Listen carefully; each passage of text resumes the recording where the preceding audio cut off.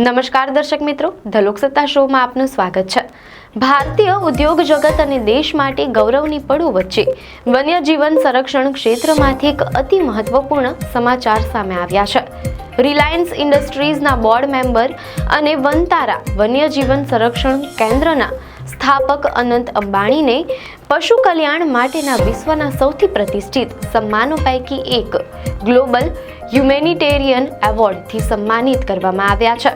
આ award global human society દ્વારા આપવામાં આવે છે, જે યુનાઇટેડ સ્ટેટ્સની સૌથી જૂની રાષ્ટ્રીય માનવીય સંસ્થા અને પ્રાણી કલ્યાણ માટેની સૌથી મોટી પ્રમાણપત્ર આપનારી સંસ્થા છે। અનંત અંબાણી માટે આ સન્માન બેવડા ગૌરવની વાત છે, કારણ કે તેઓ આ પ્રતિષ્ઠિત એવોર્ડ મેળવનારા સૌથી નાના અને પ્રથમ એશિયન બન્યા છે। તેમને આ એવોર્ડ વાઇલ્ડ લાઇફ પ્રોટેક્શન અને એનિમલ વેલફેર માટે પ્રતિબદ્ધ નેતાઓની હાજરીમાં એક ભવ્ય આંતરરાષ્ટ્રીય ઇવેન્ટમાં આપવામાં આવ્યું હતું, જે તેમના દૂરંદેશી નેતૃત્વ અને પશુ કલ્યાણ પ્રત્યેના અતૂટ સમર્પણને વૈશ્વિક માન્યતા આપે છે।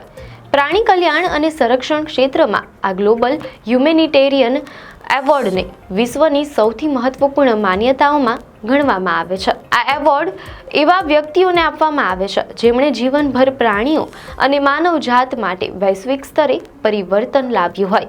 મીડિયા અહેવાલો અનુસાર આ પહેલા આ સન્માન હોલિવૂડના દિગ્ગજો જેમ કે શર્લી મેકલેન, જ્હોન વેન અને બેટ્ટી વ્હાઇટ તેમજ યુએસના અગ્રણી રાજકીય નેતાઓ જેમ કે ભૂતપૂર્વ રાષ્ટ્રપતિ William Howard Taft, George H.W. Bush, John F. Kennedy અને બિલ ક્લિન્ટન જેવા વૈશ્વિક ચેમ્પિયનોને મળી ચૂક્યું છે। અનંત અંબાણીનું નામ હવે આ વિશિષ્ટ યાદીમાં સામેલ થયું છે। ગ્લોબલ હ્યુમન સોસાયટીએ અનંત અંબાણીને તેમના દૂરંદેશી નેતૃત્વ હેઠળ વનતારાની સ્થાપના માટે પસંદ કર્યા છે।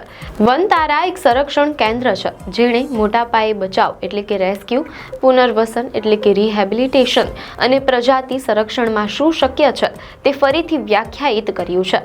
મીડિયા અહેવાલો અનુસાર ગ્લોબલ હ્યુમન સોસાયટીના પ્રમુખ અને CEO ડોક્ટર રોબિન ગેન્ઝર્ટે જણાવ્યું હતું કે વનતારાને ગ્લોબલ હ્યુમન સર્ટિફાઇડનું સન્માન મળવું એ ન માત્ર સંભાળમાં શ્રેષ્ઠતા દર્શાવે છે, પરંતુ દરેક પ્રાણીને ગૌરવ, ઉપચાર અને આશા આપવા માટેના તેમના ઊંડા સમર્પણને પ્રતિબિંબિત કરે છે।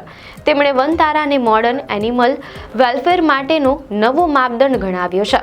આ પ્રતિષ્ઠિત પુરસ્કાર સ્વીકારતી વખતે વનતારાના સ્થાપક અનંત અંબાણીએ કહ્યું કે હું આ સન્માન માટે ગ્લોબલ હ્યુમન સોસાયટીનો આભાર માનું છું। મારા માટે તે એક હંમેશા સાથે રહેનાર સિદ્ધાંત સર્વભૂતાહિત એટલે કે બધા જીવોના કલ્યાણને ફરીથી સાબિત કરે છે। તેમણે ઉમેર્યું કે પ્રાણીઓ આપણને સંતુલન, નમ્રતા અને વિશ્વાસ શીખવે છે। વનતારા દ્વારા અમારો હેતુ દરેક જીવનને ગૌરવ, સંભાળ અને આશા આપવાનો છે, જે સેવાની ભાવનાથી સંચાલિત છે। મીડિયા અહેવાલોમાં જાણવા મળેલ છે કે અનંત અંબાણીએ ભારપૂર્વક જણાવ્યું કે સંરક્ષણ આવતીકાલ માટે નથી, તે એક સહિયારો ધર્મ છે જેને આપણે આજે જાળવી રાખવો જોઈએ। વનતારાનું મિશન માત્ર રેસ્ક્યુ સેન્ટર પૂરતું સીમિત નથી, તે એક્સ સિટુ કેર એટલે કે પ્રાણીના નેચરલ હેબિટેટથી બહાર આપવામાં આવતી મદદને ઇન સિટુ પ્રોટેક્શન એટલે કે દેશી ઇકોસિસ્ટમમાં હાથ ધરવામાં આવતા પ્રયાસો સાથે એકીકૃત કરે છે। આ અભિગમ વન્યજીવન સંરક્ષણ માટે લાંબા ગાળાનો વિજ્ઞાન આધારિત માર્ગ બનાવે છે।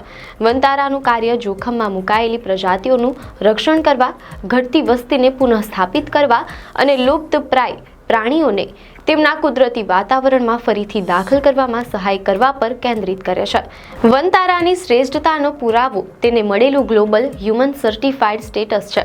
મીડિયા અહેવાલો અનુસાર આ પ્રમાણપત્ર મેળવવા માટે વનતારાએ એનિમલ વેલફેર, બિહેવિયરલ સાયન્સ, પશુ ચિકિત્સા અને નીતિશાસ્ત્રના વિશ્વ અગ્રણી નિષ્ણાંતો દ્વારા હાથ ધરવામાં આવેલ એક વ્યાપક અને સ્વતંત્ર ઓડિટ સફળતાપૂર્વક પૂર્ણ કર્યું। આ ઓડિટ પોષણ, સલામતી, તબીબી સંભાળ અને કુદરતી વર્તન માટેની તકો સુધીના પ્રાણી કલ્યાણ સૂચકાંકોની વિશાળ શ્રેણીની તપાસ કરે છે। આ કાર્યક્રમમાં IUCN સ્પીશીઝ સર્વાઇવલ કમિશનના ભૂતપૂર્વ અધ્યક્ષ ડોક્ટર જ્હોન પોલ રોડ્રિગ્સ તેમજ કોલંબસ ઝૂ, ઝૂનોક્સવિલે અને બ્રુકફિલ્ડ ઝૂ શિકાગોના CEO સહિત વૈશ્વિક વન્યજીવન સંરક્ષણ ક્ષેત્રના અગ્રણીઓએ ભાગ લીધો હતો. ભારતીય સંરક્ષણ નિષ્ણાંતો જેમ કે ડોક્ટર નીલમ ખૈરે અને ડોક્ટર કે શર્માની હાજરીએ ભારતમાં વાઇલ્ડ લાઇફ રિસર્ચ અને સંરક્ષણ ક્ષેત્રે અનંત અંબાણીના યોગદાનનું મહત્વ સ્થાપિત કર્યું તેમ અહેવાલોમાં જાણવા મળેલ છે. અનંત અંબાણીનું આ સન્માન માત્ર વ્યક્તિગત સિદ્ધિ નથી, પરંતુ સમગ્ર વિશ્વમાં સંરક્ષણના ભવિષ્યને આકાર આપનાર ભારતની ભૂમિકાને ઉજાગર કરે છે. આપને માહિતી સારી લાગી હોય તો વિડીયોને લાઇક અને શેર કરજો, ચેનલને સબસ્ક્રાઇબ કરજો.